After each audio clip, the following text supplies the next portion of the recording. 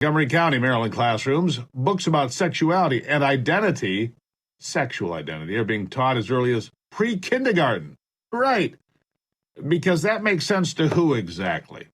Now, the parents are from multi-faith backgrounds, but they're standing united to express one voice when it comes to protecting the kids. Parents say they feel as though the school district took away their ability to raise their children in a way that is consistent with their faith, whatever that faith may be. And they're asking a federal appeals court to restore parental preference. Listen. We feel that we have the right to instruct our kids specifically on issues of family life and sexuality. And we found that we've had to, systematically and consistently prove to people that religion is real. Religion is real. Last week, a U.S. District Court dismissed their request to let their kids opt out of classes where the books are read and discussed. Lucas Miles, the host of Church and State, joins me now to sort this out further, Lucas. Thank you for being here. Listen, how did the judge throw this out? I mean, now parents have no right to say, look, I don't need sex taught to my pre-kindergartner. May I be so bold? What the hell? It's super concerning when you see this stuff. I mean, look, the state has a view right now, and this administration believes that that it is their job to raise your children, that they know best, that their decisions, their voice, their choice of curriculum, their education talking points, and all the twisted after school special stuff that they're throwing at our children, that's what's best for your children, and you don't get a say in it. And this is where I think that, to some degree, I think that the left is overplaying their hand, because this is causing people to wake up. It's causing Muslims and Christians to unite. It's causing people to stand together and say, look, you know what, we might have differences about certain issues, but we have one thing in common, and that is it is not the state's job to raise our child. It's our job to raise our children. And so I really think that they've kind of woken a monster here a little bit, sleeping giant. Yeah, there's a fundamental misunderstanding here, Lucas, of the people, many of them currently in government. They work for us. Yeah. We don't work for them. We are not, to kneel and do as we are told.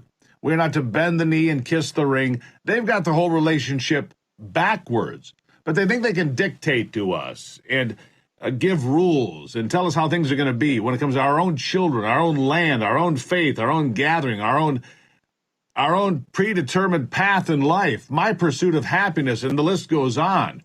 And this is the latest. But what I'd like to point out, and I see that a lot in Michigan. Michigan has a large Muslim population that is rejecting the LGBTQ teachings in class, rejecting Pride Month, telling communities you can't fly that flag, and if you do, you'll get fired. And people did in Hamtramck. The same is true in Dearborn and Dearborn Heights. Yeah. And so it's not Christians, because usually the left will paint the Christians, those evil white supremacist Christians. No. These are people from all walks of life, all faith backgrounds, saying stop trying to sexualize our kids, right?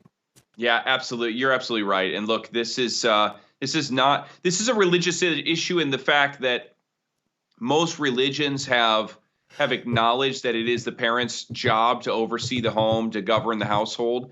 But it's not a specific religious issue in the fact that it's about Judaism or Christianity or Islam. This is something that is I think common to anybody that has still some sort of a moral, they believe in a higher moral.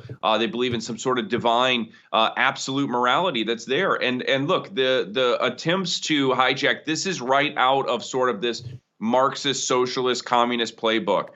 This is it's what we saw in Nazi Germany with kind of this propaganda that was being pumped to the children that were there at that time. Look, it's a bad look.